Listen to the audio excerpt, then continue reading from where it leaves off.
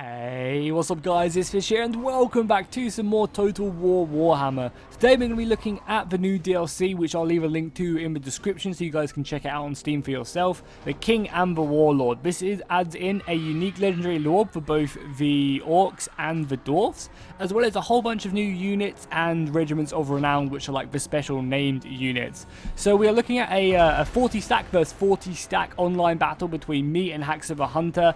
It's going to be a pretty intense fight, but we will go ahead and pause it. Everyone hold your horses. We'll pause it. We'll run through what all the units look like, all the new units they've added in, and the army comps, and then we'll get straight into this. If you don't really care about that and you just want to watch a battle, I will leave a skip annotation for you guys, but for those of you who do care about it, then let's get started. So on my front line, I have 2 units of these Knight Goblin Fanatics, with obviously their bows. They throw out the Fanatics, so these dudes should be putting down some heavy suppressive fire on the Dwarfs, hopefully picking out away at their armor. Then I have 2 Doom Divers, one on either side of this new Regiment of Renown. This is the Hammer of Gork. This is a rock lobber. I believe it adds blinding damage, so it reduces their defense and attack for like 15 seconds on whatever they hit, which is pretty good, especially if you get like hit the front line just before you charge into it. This unit will be really, really strong. You can obviously see, it's a bit different. Got some, got this this face on it instead, and a different color and stuff like that, which is cool. Then if we go back, my main front line will be these orc big uns, again with a blue tint because this is the Crooked Moon orcs, which you actually have to pick on multiplayer. You can't just pick the normal orcs and play as this faction, which is kind of cool. I like that.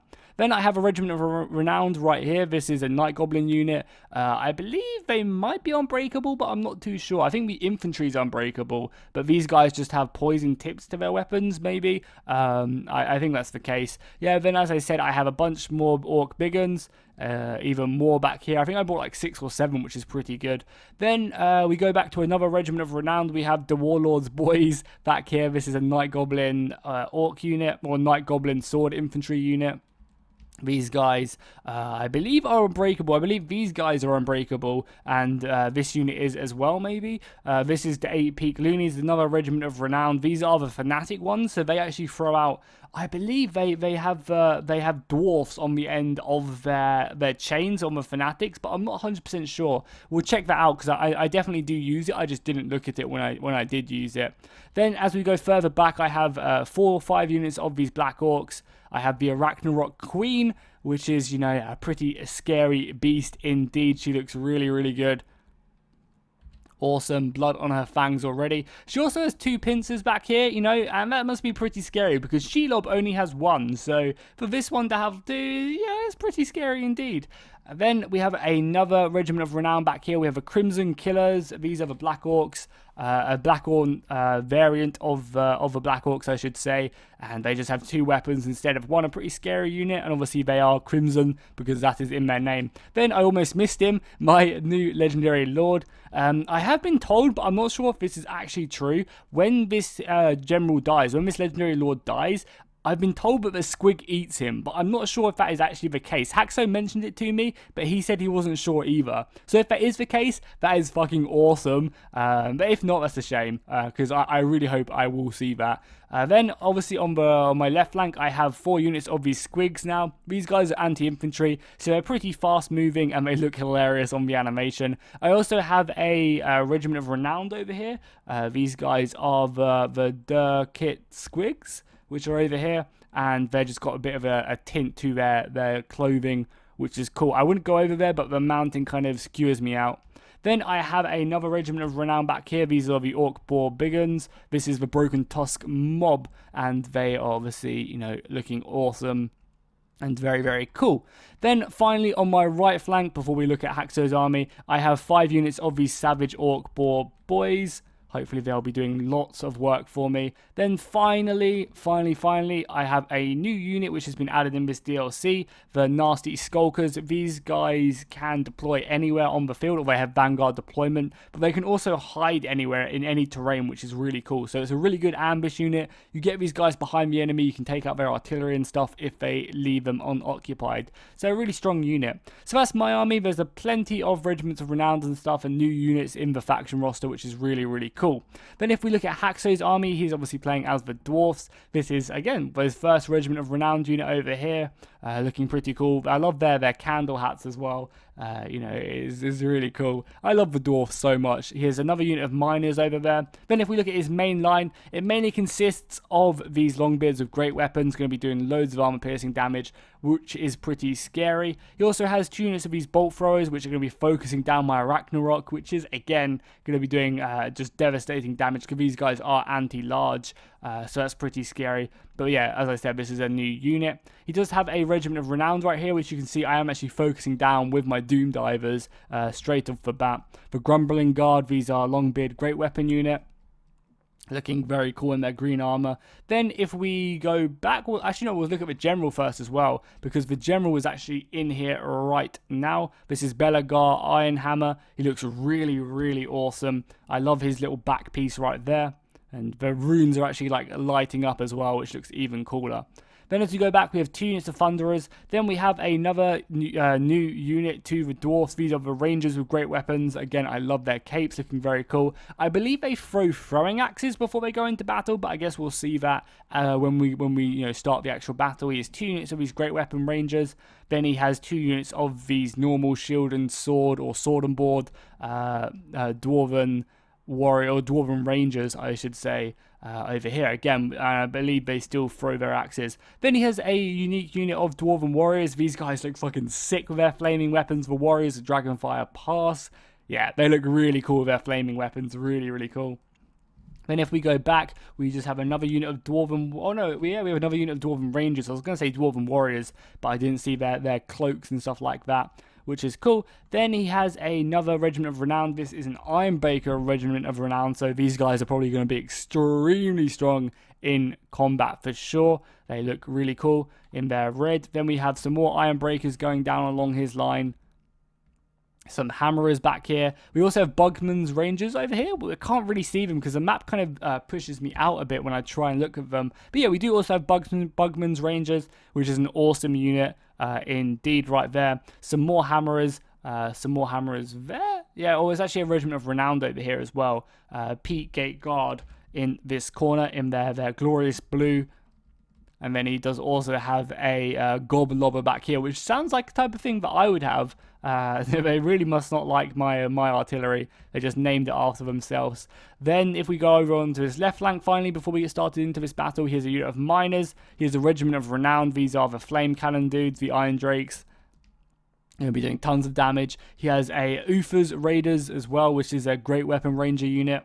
We get a nice little zoom in shot of them, looking pretty cool. Has some Slayers. He also has the Dragonback Slayers over there, which we'll zoom in and look at them in their green, looking glorious with some emeralds in their weapons. And then finally, he has Skyhammer, which is a Gyro Bomber Regiment of Renown. It'd be cool to kind of have, Beard Force 1. That'd be pretty awesome. But yeah, there we go. We can go ahead and get started in the battle after running through the army comments. Let me know in the comments down below what you guys think of this DLC. I think overall it adds in a whole bunch of really useful stuff and interesting units to really flesh out the factions.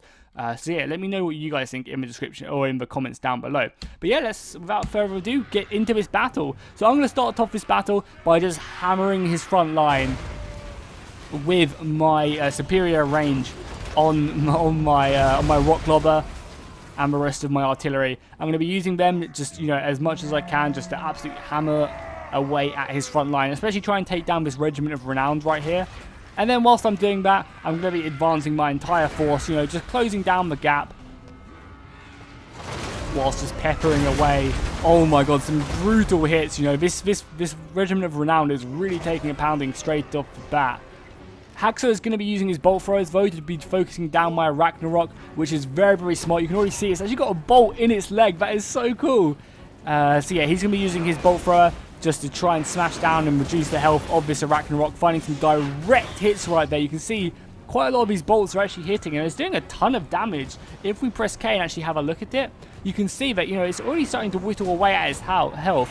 And this is actually something I didn't notice. I wasn't really paying too much attention and I haven't really spent too much time on, Warhammer recently, so I am a bit, unversed in the ways of Warhammer. So I wasn't really thinking about my Ragnarok, which was a real shame, because it loses about half its health before it even gets engaged. But here we go, we have the Squigs running into combat, charging down onto the Rangers, or onto the Miners with blasting charges.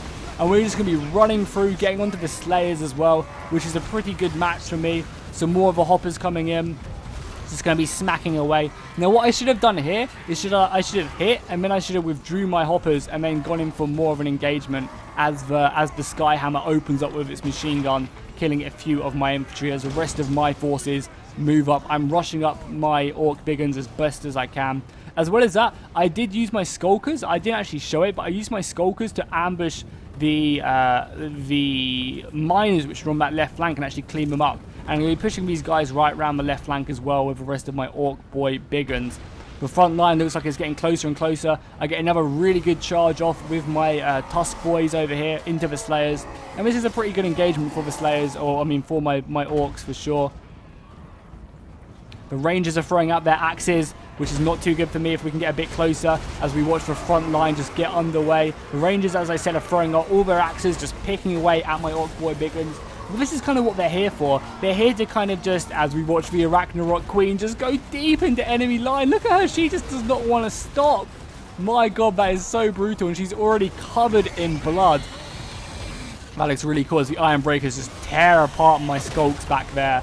Jesus. But yeah, as I was saying, this is kind of what I wanted the Orc boy big guns to do, was just to kind of absorb a lot of the ammunition, a lot of the missile fire from the Rangers and stuff like that. Because I want my my Black Orcs, when they finally get here, to really be doing a ton of damage. And I think they will be when they finally get here. See some huge hits right here again on the Rangers. The Doom Dive catapults are just so good. But I am now fighting the Dragon Warriors.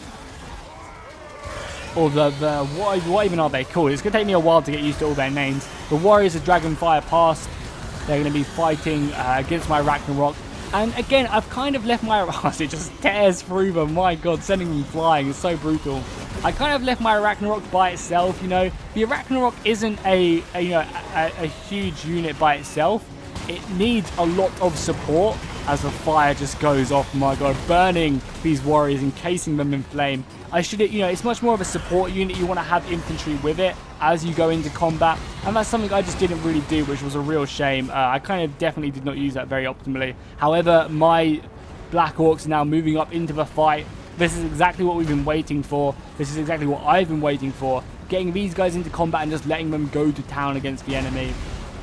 As more of the rock lobbers come out, just smashing through my line pretty brutally. The Orc boy big guns on this right flank have kind of given up now, but that's allowed my Crimson boys to get in.